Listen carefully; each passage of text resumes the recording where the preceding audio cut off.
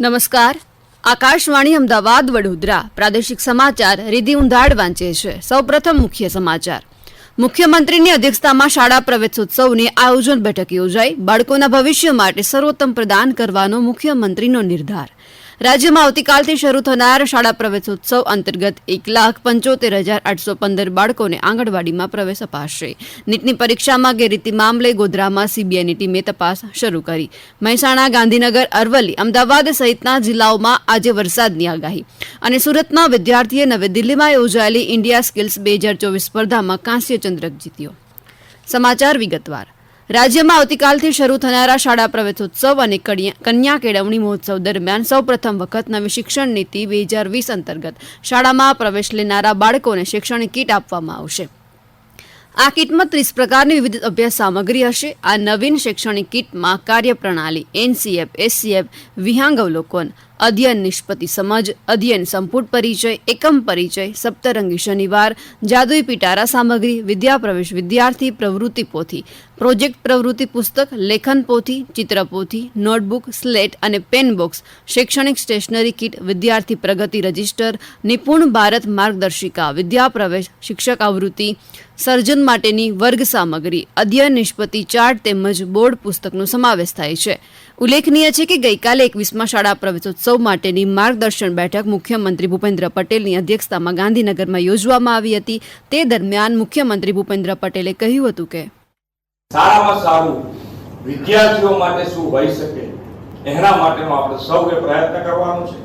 આપણે સૌ જે રીતે અત્યારે આંકડાકીય માહિતીમાં આપણે ખૂબ સારી રીતે આગળ વધી રહ્યા છીએ, પણ આંકડાકીય નહીં, ખરેખર છે ગ્રામ સ્તર સુધી, વાલીઓ સુધી આપણે જે કરી રહ્યા છીએ એમાં એ લોકો લાભ લે.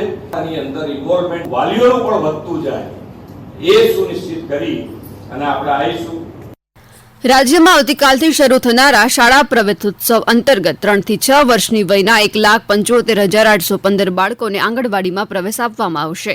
આ બાળકોમાં 90,212 બાળકો અને 85,603 બાળકીઓનો સમાવેશ કરવામાં આવ્યો છે, તેમ મહિલા અને બાળ વિકાસ વિભાગે જણાવ્યું છે. વિભાગે જણાવ્યું કે આંગણવાડીઓમાં આધુનિક ટેકનોલોજી દ્વારા બાળકોને માર્ગદર્શન અને શિક્ષણ આપવા માટે ઉંબરે આંગણવાડી, સામાજિક માધ્યમ દ્વારા અભ્યાસક્રમ આધારિત બાળ આનંદ, સર્જનાત્મક, રચનાત્મક પ્રવૃત્તિઓ સિવાય માતા પિતા અને વાલીઓ માટે પોઝિટિવ પેરેન્ટિંગના કાર્યક્રમો પણ યોજવામાં આવે છે.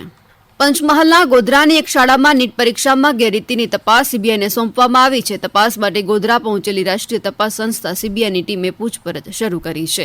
આ સાથે પંચમહાલ જિલ્લા પોલીસ અધિક્ષક હિમાંશુ સોલંકી સહિત અન્ય પોલીસ અધિકારીઓ પણ ગોધરા સર્કિટ હાઉસ ખાતે હાજર રહ્યા હતા. આ અંગે પંચમહાલ જિલ્લા પોલીસ અધિક્ષક હિમાંશુ સોલંકીએ જણાવ્યું હતું કે હાલમાં કે સીબીઆઈને સોંપવાની કામગીરી ચાલી રહી છે અને ગોધરા પોલીસ તપાસમાં મદદ કરી રહી છે. પંચમહાલના અમારા પ્રતિનિધિ વિપુલ પુરોહિત જણાવે છે કે નીટ યુજી 2024ની તારીખ 5મી મેના રોજ લેવાયેલી પરીક્ષામાં ગેરરીતિઓ અંગે director, department of higher education, Bharat સરકાર દ્વારા પોલીસ ફરિયાદ કરવામાં આવી છે. રાજ્યના હવામાન વિભાગે આજે બનાસકાંઠા, પાટણ, મહેસાણા, સાબરકાંઠા, ગાંધીનગર, અરવલ્લી, અમદાવાદ, આણંદ, પંચમહાલ, દાહોદ સહિતના જિલ્લાઓમાં હળવાથી ભારે વરસાદની આગાહી કરી છે. રાજ્યમાં અમદાવાદ સહિત અનેક જગ્યાએ ગઈકાલે વરસાદ વરસ્યો હતો. છોટાઉદેપુરના અમારા પ્રતિનિધિ રાજેશ રાઠવા જણાવે છે કે જિલ્લામાં ગઈકાલે સવારે તોફાની વરસાદ વરસ્યો હતો અને ગઈકાલે સાંજે 5 વાગ્યાથી ફરી વરસાદ શરૂ થતા જે હજુ યથાવત છે. ગાંધીનગરના અમારા પ્રતિનિધિ દુર્ગેશ મહેતા જણાવે છે કે શહેર વિસ્તારમાં હાલમાં વરસાદ શરૂ થઈ ગયો છે. શહેરના સેક્ટરો વાવોલ, કોલવડા, કુડાસણ, સરગાસણ, પેથાપુર સહિતના આસપાસના વિસ્તારોમાં વરસાદ વરસી રહ્યો છે. અમદાવાદના અમારા પ્રતિનિધિ કરણ પરમાર જણાવે છે કે ગઈકાલે રાત્રે શહેરના અનેક વિસ્તારોમાં ભારે પવન સાથે વરસાદ શરૂ થયો હતો. આના કારણે નીચાણવાળા વિસ્તારોમાં પાણી ભરાઈ ગયા. સુરેન્દ્રનગરના અમારા પ્રતિનિધિ દિનેશ પરમાર જણાવે છે કે જિલ્લામાં મોડી રાતથી ધીમી ધારે વરસાદ શરૂ થતાં વાતાવરણમાં ઠંડક પ્રસરી છે. પોરબંદરના અમારા પ્રતિનિધિ મહેશ લુકા જણાવે છે કે જિલ્લામાં છેલ્લા 2 દિવસથી ઝરમર વરસાદ વરસતા ગરમીમાં આંશિક રાહત મળી છે. ગઈકાલ સાંજ સુધીમાં પોરબંદરમાં 9 અને રાણાવાવમાં 7 મિલીમીટર જેટલો સામાન્ય વરસાદ વરસ્યો હતો. જ્યારે બરડા પંથકના બગવદર, બાવળવાવ સહિતના 15 થી 20 ગામમાં 1 કલાકમાં 1.5 થી 1.5 ઇંચ વરસાદ વરસ્યો હતો, જ્યારે ભાવપરા, મિયાણી, ટુકડા સહિતના પંથકમાં ગઈકાલે ઋતુનો પહેલો વરસાદ વરસ્યો હતો. મહીસાગરના મારા પ્રતિનિધિ કૌશિક જોશી જણાવે છે કે જિલ્લાના લુણાવાડા, ખાનપુર અને કડાણા તાલુકાના ગ્રામ્ય વિસ્તારમાં ગાજવીજ સાથે ધીમી ધારે વરસાદનું આગમન થયું હતું. વરસાદના કારણે ગ્રામ્ય વિસ્તારોમાં વીજ પુરવઠો ઠપ થઈ ગયો. પંચમહાલ જિલ્લામાં પણ ગોધરા શહેર તેમજ પોપટપુરા, વેજલપુર, બેટિયા, ભામૈયા, વાવડી, વેગનપુરા, ટુવા સહિતના આસપાસના ગ્રામ્ય વિસ્તારમાં વરસાદનું આગમન થયું છે. છેલ્લા 24 કલાકમાં સૌથી વધુ 43 ડિગ્રી સેલ્સિયસ મહત્તમ તાપમાન કચ્છના ભુજમાં નોંધાયું, જ્યારે કંડલા એરપોર્ટ અને રાજકોટમાં 41, અમદાવાદ, ગાંધીનગર અને સુરેન્દ્રનગરમાં 39 ડિગ્રી સેલ્સિયસ તાપમાન નોંધાયું, જ્યારે અન્ય જિલ્લાઓમાં અને શહેરોમાં મહત્તમ તાપમાન 39 ડિગ્રી સેલ્સિયસથી ઓછું રહ્યું હતું.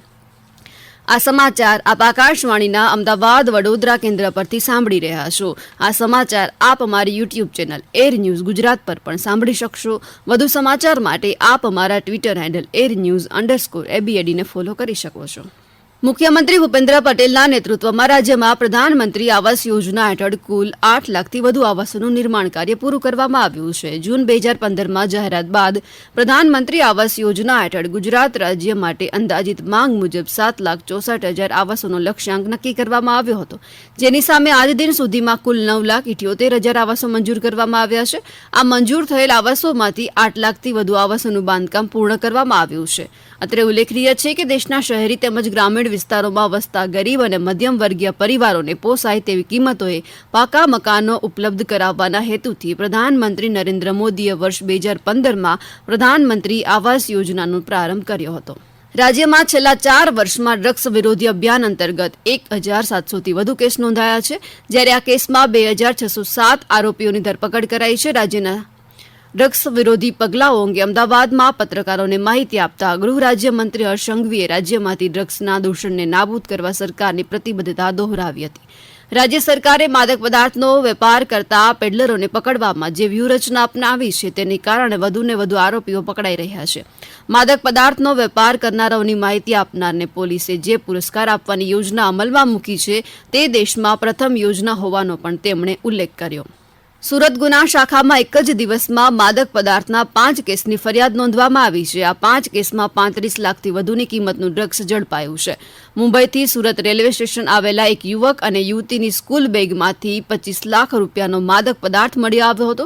આ અંગે વધુ માહિતી આપતા સુરત ગુના શાખાના નાયબ પોલીસ કમિશનર ભાવેશ રોજિયાએ જણાવ્યું કે રાબિયા નામની લેડી અને સફીક નામના 2 માણસ જ્યારે મુંબઈથી આવે છે, એમની પાસેથી 253 ગ્રામ જેટલું એમડી અંદાજિત કિંમત 25 લાખથી વધુ જેની કિંમત થાય છે, આ લોકોની ધરપકડ કરવામાં આવે છે અને મુદ્દામાલ સીઝ કરવામાં આવે છે. આ લોકોની પૂછપરછ દરમિયાન પણ સુરતના મોહસિન, સલમાન અને ફૈઝલ શેખ આ લોકોના નામ તપાસ દરમિયાન આવ્યા. આમ કુલ સુરત શહેરમાં અલગ અલગ વિસ્તારોમાં 2 અઠવા પોલીસ સ્ટેશનની લાઇનમાં, એક પાલ પોલીસ સ્ટેશનમાં, એક રાંદર પોલીસ સ્ટેશનમાં અને એક ડીસીબીમાં કુલ અલગ અલગ 5 ગુનાઓ નોંધવામાં આવ્યા, જેમાં 7 આરોપીની ધરપકડ કરવામાં આવી. સુરતના મજુરા ગેટ ઔદ્યોગિક તાલીમ સંસ્થામાં અભ્યાસ કરતા સોલાર ટેકનિશિયન ટ્રેડના તાલીમાર્થી ધારિત જસાણીએ તાજેતરમાં નવી દિલ્હી ખાતે યોજાયેલી ઇન્ડિયા સ્કિલ્સ 2024 સ્પર્ધામાં કાંસ્ય ચંદ્રક જીત્યો છે. દેશના યુવાનોની કલ્પના શક્તિ અને દક્ષતામાં વધારો થાય તેમજ યુવાનોને કૌશલ્ય ક્ષેત્રે નવી ઉડાન મળે તેવા હેતુથી દર 2 વર્ષે ભારતીય સ્તરે ઇન્ડિયા સ્કિલ્સ સ્પર્ધાનું આયોજન કરવામાં આવે છે.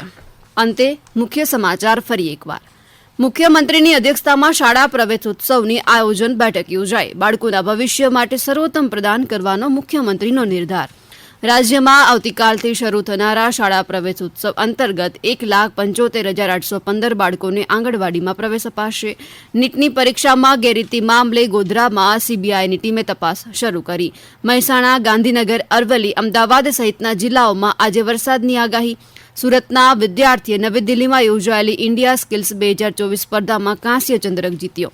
આકાશવાણીના અમદાવાદ વડોદરા કેન્દ્ર પરથી પ્રાદેશિક સમાચાર પૂરા થયા. નમસ્કાર.